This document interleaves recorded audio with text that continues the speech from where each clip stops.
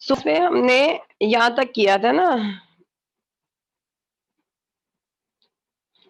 तो ये मैंने कहा था कि जो प्रोटीन है इसको अगर क्लासिफाई किया जाए on the basis of its molecular structure, अगर हम प्रोटीन को क्लासिफाई करते हैं on the basis of its molecular structure, तो जो प्रोटीन है it can be fibrous and globular.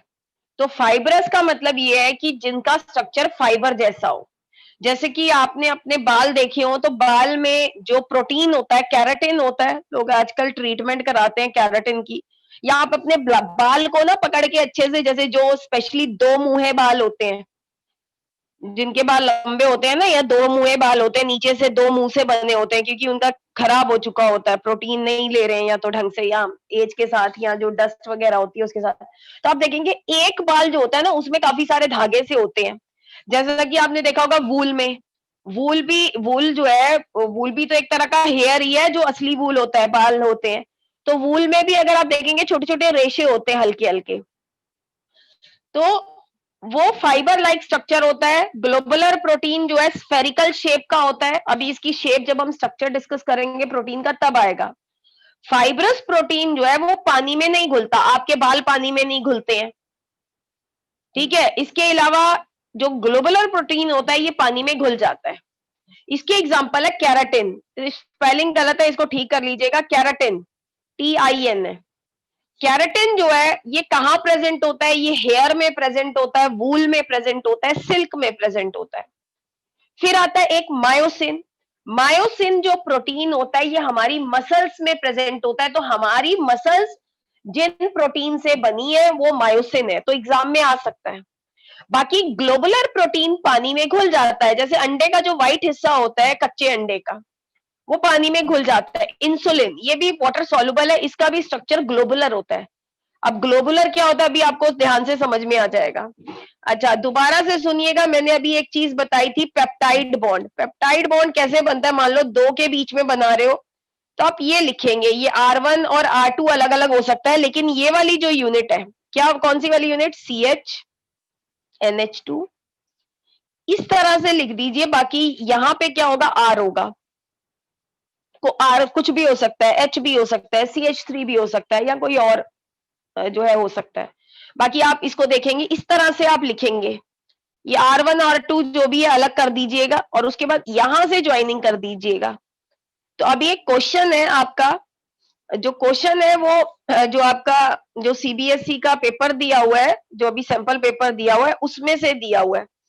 तो वो कराने से पहले अभी मैं ये बता दूं, ये बुक में से ही लिखा है मैंने कि प्रोटीन दो तरह के होते हैं मॉलिक्यूलर शेप के हिसाब से क्लासिफाई किया जाए, एक फाइब्रस है और एक ग्लोबुलर है। ये मैंने इसलिए दिया है कि देखिए जब डिफरेंस आता है तो आपको ये सिंपल सा लिखना है कि भाई ये फाइबर लाइक स्ट्रक्चर है, इसका स्फेरिकल शेप है, ये पानी में घुलता है या नहीं घुलता है, आपने ये चीज लिखनी है। और एक चीज, छोटी क्लास की तरह मत ये समझ लीजिएगा जो एग्जाम्पल लिख देंगे तो वो डिफरेंस हो गया, एग्जाम्पल कोई डिफरेंस नहीं होता है, ठीक है। तो दो इसके हैं वो कर लीजिएगा। अब मान लो कभी पेपर में आ जाता है व्हाट आर फाइब्रस प्रोटीन, तो इसलिए मैंने ये पेज दिया है, आप उसमें ये डेफिनेशन लिख लीजिएगा। जब पॉलीपेप्टाइड्स चेन पैरेलल रन करती हैं, ये अभी आपको खुद ही आगे समझ में आ जाएगा, तो उनका मतलब ऐसे सीधी सीधी, तो फाइबर लाइक स्ट्रक्चर होता है। और जब एक ग्लो बनाती है, मतलब एक पॉलीपेप्टाइड इस तरह से, जैसे गुच्छा होता है ना, जैसे आप कई लोग ने देखा हो, आपकी मम्मी जो है जब वूल से स्वेटर बुनती है तो वूल के क्या कर लेती है, वो राउंड सा सर्कल सा बना लेती है, स्फेरिकल शेप का है ना। तो वो जो है उस तरह से अगर पॉलीपेप्टाइड चेन जो है उलझी हुई हो, मतलब उसे होता है ना, देखा है ना किसी ने, वूल का गुच्छा सा बना देती है, आपकी मम्मी गोला सा बना लेती है, यस मैम। तो उस तरह की शेप का होता है ये। तो ये डेफिनेशन कभी आ जाती है ना, तब आप ये वाला लिखेंगे, क्योंकि लेकिन ज्यादातर ये आता है, तो मैंने दोनों इसलिए लिखे हैं। कई बच्चे क्या करते हैं, वो उनको याद नहीं होता, वो डिफरेंस में भी ना, जबकि बड़ा सिंपल सा डिफरेंस लिखना है आपने, उसमें कोई डेफिनेशन थोड़ी ना लिखनी है, डिफरेंस लिखना है। तो वो क्या करते हैं, बड़ी बड़ी वाली डेफिनेशन लिखते रहते हैं, टाइम भी वेस्ट होता है, लिखी भी सही नहीं होती उन्होंने। तो इससे अच्छा डिफरेंस के टाइम में सिर्फ इतना याद कर लीजिए। हाँ, कभी डेफिनेशन आती है तो वो डेफिनेशन जरूर याद कर लीजिएगा।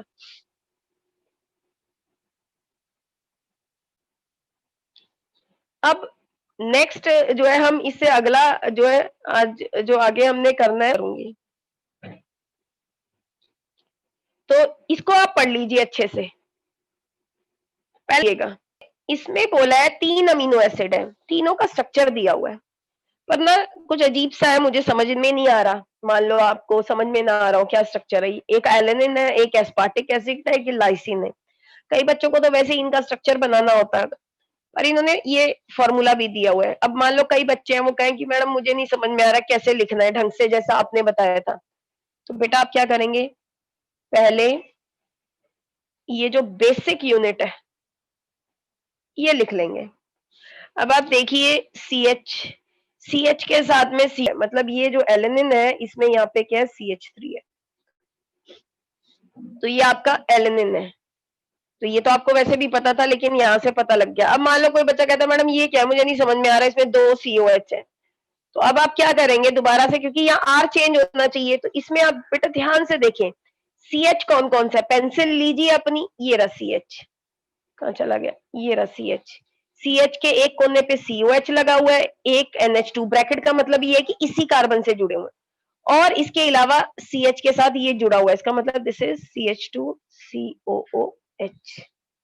और ये क्या है, अस्पार्टिक एसिड है जिसकी साइड चेन में एक COH ग्रुप होता है। तो बेटा कभी भी लिखना हो, मान लो फॉर्मूला दे रखा हो, कंफ्यूज हो रहे हो, तो ये R आपका R है यहाँ पे, क्योंकि ध्यान से हमने देखा एक COH जुड़ा हुआ है, एक इधर।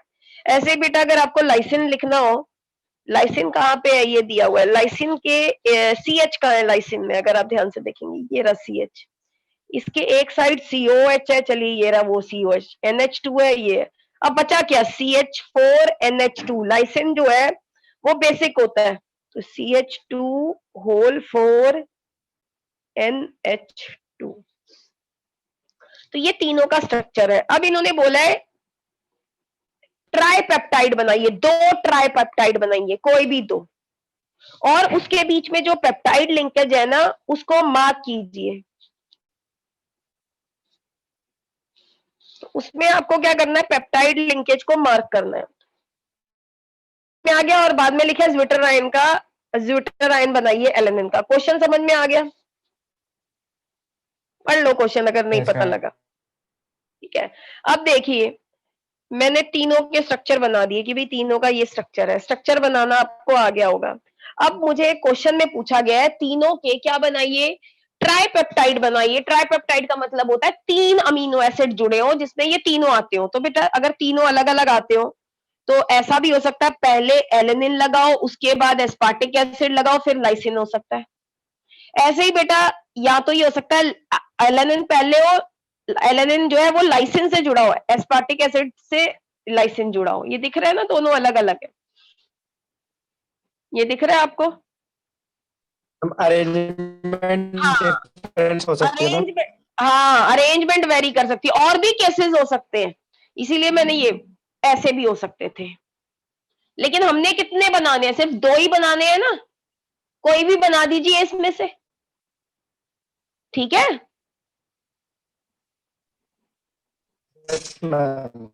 ठीक है, अब देखिए मैंने क्या किया, मैंने ये 2 बनाए हैं, बाकी आप कोई भी बना सकते हैं। बस एक चीज मैंने मिस किया है, क्योंकि उस क्वेश्चन में ये बोला था कि आपको पेप्टाइड जो बॉन्ड है ना वो भी बनाना है, तो ऐसे डैश करके उसको यहाँ पे 2 पेप्टाइड बॉन्ड बने ना। 3 के बीच में कितने बॉन्ड बनते हैं, 2, कभी कभी पूछ लेते हैं। 2 के बीच में 1 बनता है, 3 के बीच में 2 बनते हैं, अगर 4 होता तो एक और बनते, 3, एक कम बनता है। अब ये देखिए, अगर कोई बच्चा कहे मैडम ये कैसे लिख दिया, तो भाई आपने इसको भूल जाइए, ये R1 है, ये R2 है, ये R3 है। पहले मैंने एलेनिन लिख दिया, तो एलेनिन तो ये वही आप देखिए ना, ये एलेनिन का हिस्सा है। ये वाला हिस्सा किसका है, वो जो R1 R2, तभी तो मैं बार बार बोल रही थी, इसे R1 मान लो, इसको R2 मानो, इसको क्या करो पेंसिल से बना लो। ज्यादा अगर आपको दिक्कत हो रही हो ना तो आप क्या करो, पेंसिल से बना लो। ये दूसरा हिस्सा हो गया दूसरे का, और ये हो गया तीसरे का, बाकी ये R3 है। तो मान लो इसी तरह से बना लो। फिर क्या करो, रबड़ लेके ना पेंसिल से बना लो, फिर रबड़ लेके इसको यहां से हटा दो। रबड़ लो, R1 की जगह पे CH3 लगा दो, R2 की जगह पे ये लगा दो, और R3 की जगह पे ये लगा दो। और इसके अंदर क्वेश्चन यहीं पे कंप्लीट नहीं होता, मैंने देखा ही नहीं। अब खुद सोचो, मैंने नहीं देखा क्वेश्चन में। पहले पार्ट में लिखा है कि आपने 2 ट्राइपेप्टाइड बनाने हैं और उसी क्वेश्चन में कह रहे हैं आपने पेप्टाइड बॉन्ड को मार्क भी करना है। तो मैं मार्क करना भूल गई। अब मार्क कैसे करूंगी भाई, ये रहा, इसको डैश डैश डैश डैश जैसे, और यहां लिख दूंगी this is peptide bond, peptide bond. ऐसे ही बेटा मैंने एलेनिन, लाइसिन और एस्पार्टिक एसिड का, तो ये तो मैंने सेम बना लिया। ये देखो, ये R1 से आया, ये इसको R1 मान लो, ये आपका R2 हो गया, ये R3 हो गया, क्योंकि लाइसिन बीच में लगा है तो लाइसिन का अलग गया मैंने, CH4NH2।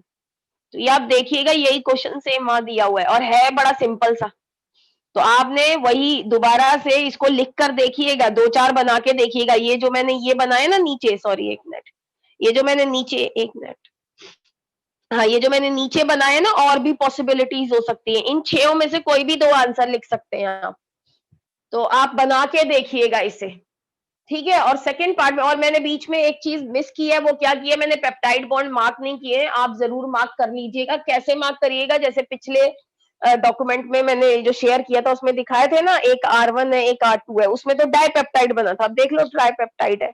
बस इतना ध्यान रखो, ये जो आपका, ये ऐसे लिखो, CH COOH NH2, हमेशा पेंसिल से बनाओ, पेपर में भी पेंसिल से। ये है आपका R, यहाँ पे R1 R2 R3 बाद में करते हुए, मतलब अगर मान लो तुम्हें वैसे नहीं ध्यान आ रहा, सबके बना दो, बाद में R सबका चेंज कर दो। तो ये कोई भी हो सकता है इनमें से, या बना के देखिएगा, ठीक है। 2-4 बार बनाएंगे। फिर उन्होंने बोला है एलेनिन का ज्विटर आयन बना दो, तो मैंने बना दिया, एक मिनट। तो एलेनिन का मैंने क्या बना दिया, ज्विटर आयन बना दिया। ये समझ में आया सबको? ये आपको प्रैक्टिस करनी पड़ेगी इस क्वेश्चन में। ये क्वेश्चन समझ में आ गया? आप क्या करें, आपके पास वो टेबल बना हुआ है ना, एलेनिन जो स्ट्रक्चर है, आप क्या करें, ऐसी कोई और अमीनो एसिड ले लो। मान लो आप कह दो, पहले आप 2 से लेके चलना।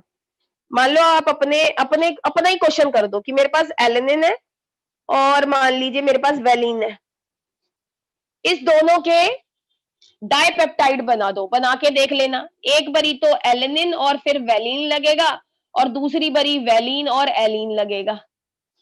और एक चीज और, कई बार मान लो आपसे स्ट्रक्चर गलत हो जाए, याद रखो ये वाली लैंग्वेज भी लिख दो पहले।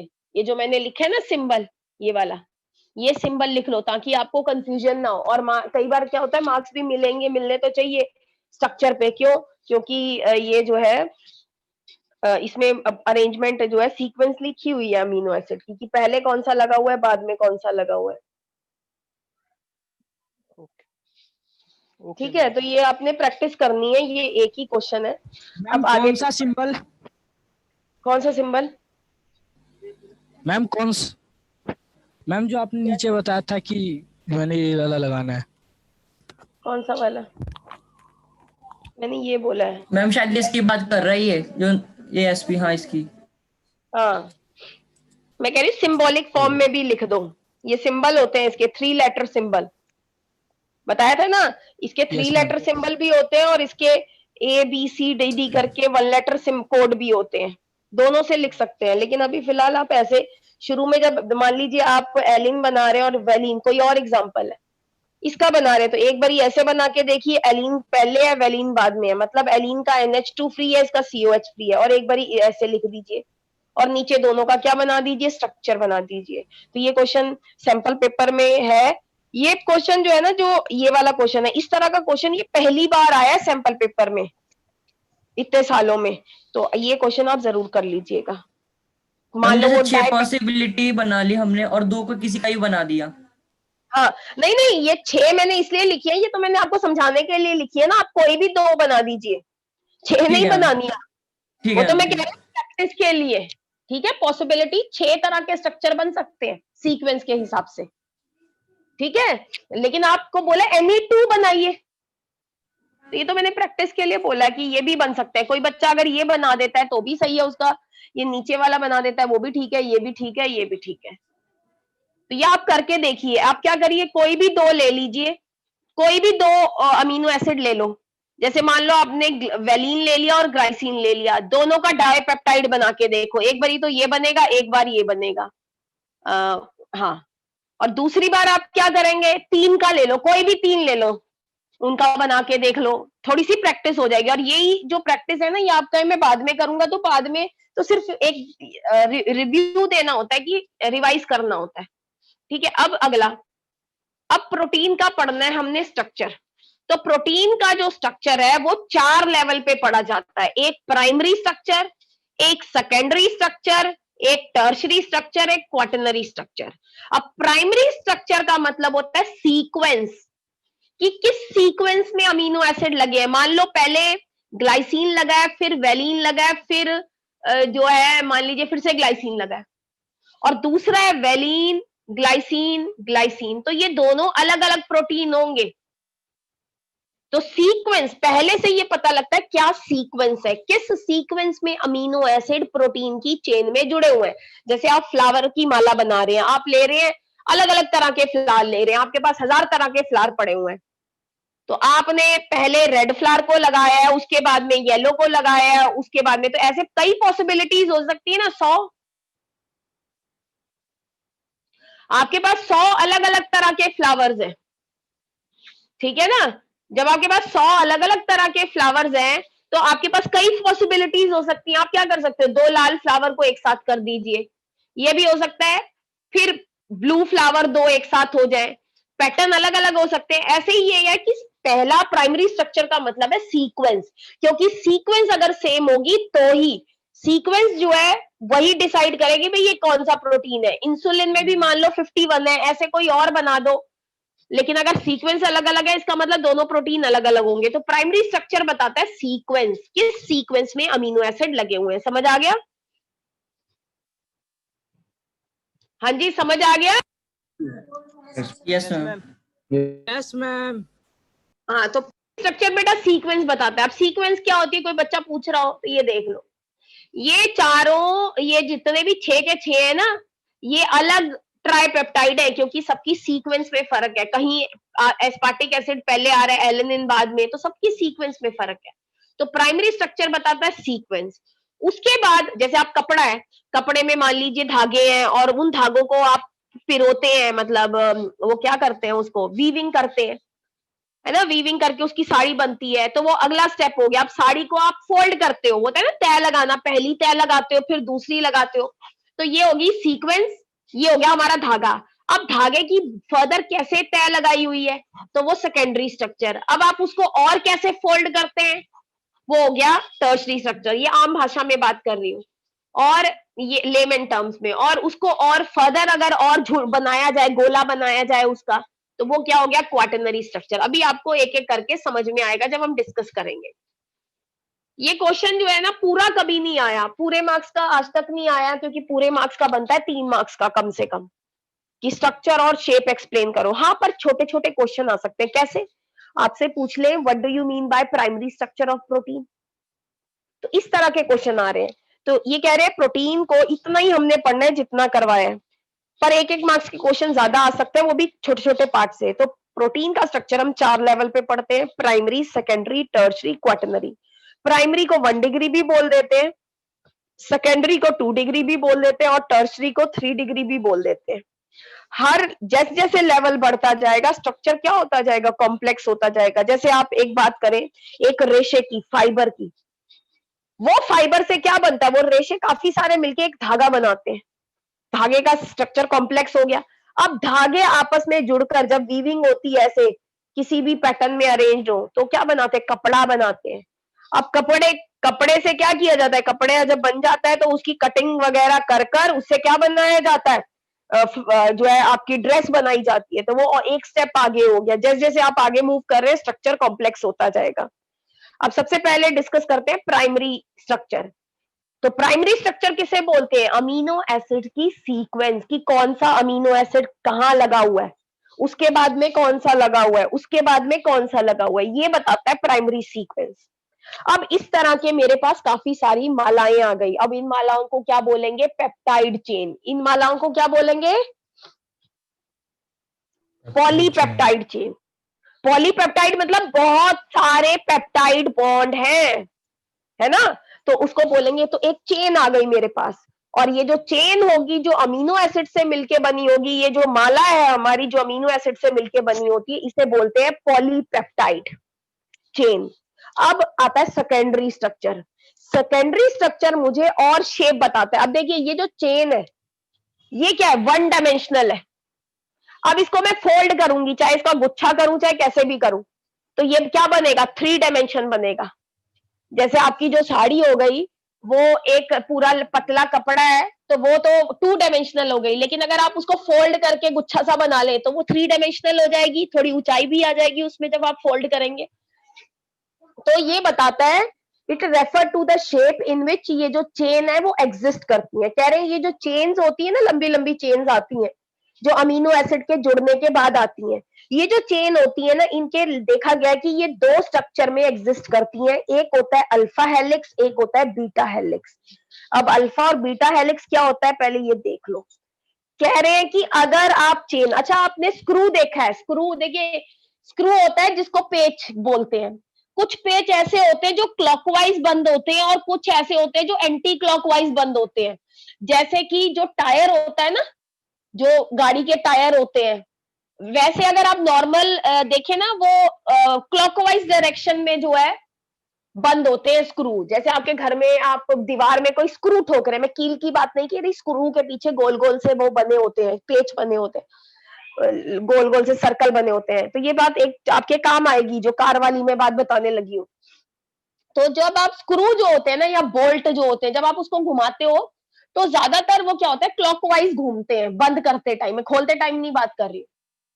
लेकिन जो कार के टायर के जो पेच होते हैं, कुछ लोग जो है ना नॉर्मल ये सोचेंगे क्योंकि बंद होते हैं कैसे, क्लॉकवाइज। नॉर्मली स्क्रू क्लॉकवाइज, आप खुद सोच के देख लीजिए कि अगर आप एक पेच है उसको कस रहे हैं, पेच को जब कस रहे हैं तो आप क्लॉकवाइज घुमाते हैं अपने हाथ को, वो जो आपके साथ में स्क्रू जो होता है ना, वो स्क्रू वाला जैसे पेचकस होता है जो। और जब आप उसे खोलते हैं तो आप कैसे खोलते हैं, एंटी क्लॉकवाइज घूमते हो ना, खोलते हो।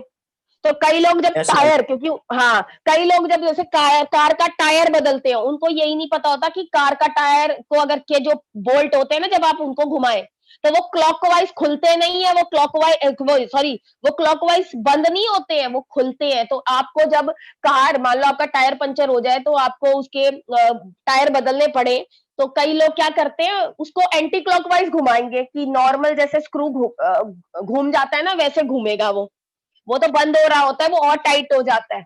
तो इसलिए जब आप वहां खोलेंगे वहां एंटी क्लॉकवाइज नहीं, क्लॉकवाइज, तो उसके जो स्क्रू होते हैं वो उल्टे होते हैं। ये तो मैंने वैसे ही बता दिया आपको। तो कई, स्पेशली कई लड़कियां भी होती है, गाड़ी चलानी आती है लेकिन जैसे कभी गाड़ी वो हो जाती है तो वो उनका टायर नहीं खुलता। क्यों नहीं खुलता, क्योंकि वो तो नॉर्मल पेच की तरह एंटी क्लॉकवाइज घुमा रही होती है खोलने के लिए, जबकि उसमें उल्टा होता है, उसमें क्लॉकवाइज खुलेगा और एंटी क्लॉकवाइज जो है वो बंद होगा। किसी ने देखा है या नहीं देखा कभी? नहीं देखा तो आगे जाके देख लेना, चलो वो छोड़ो। तो मैं ये कह रही हूं, तो ये क्लॉकवाइज वाला स्क्रू है, मतलब आपके पास जो चेन है ना वो इस तरह से, सॉरी मैंने कही ये गलत, हाँ इस तरह से घूमी हुई है, मतलब राइट साइड में घूमी हुई है। अगर आप इसका पेच से ऐसे करें तो राइट साइड के स्क्रू है ये, राइट हैंडेड। तो अगर पॉलीपेप्टाइड चेन इस तरह की फॉर्म में, इस तरह की फॉर्म में एग्जिस्ट कर रहा है, देखिए इस तरह 2 फॉर्म्स हैं ये, ध्यान से देखिए, एक क्लॉकवाइज है एक एंटी क्लॉकवाइज है, तो ये राइट हैंडेड स्क्रू है। तो ये होगा अल्फा हेलिक्स स्ट्रक्चर।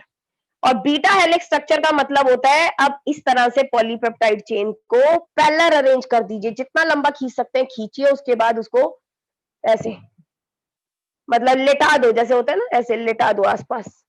इसमें क्या होगा, एक ही चेन में जितने पॉसिबली घूम सकती हो। और देखो बेटा एक चीज और ध्यान रखनी है, पेप्टाइड में ये 2 बॉन्ड होते हैं, ये फंक्शनल ग्रुप होते हैं।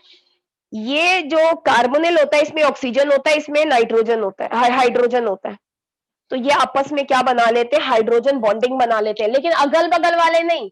मतलब एक जो इधर वाला अमीनो एसिड है ना, इधर वाला जो पेप्टाइड चेन है ये वाला, और उसके आगे वाला जो पेप्टाइड चेन आएगा, ये आपस में बनाते हैं। तो इसमें जितने भी अल्फा हेलिक्स में क्या होता है, जब ये चेन घूमती है तो जितने भी पॉसिबल, अब यहाँ पे इन्होंने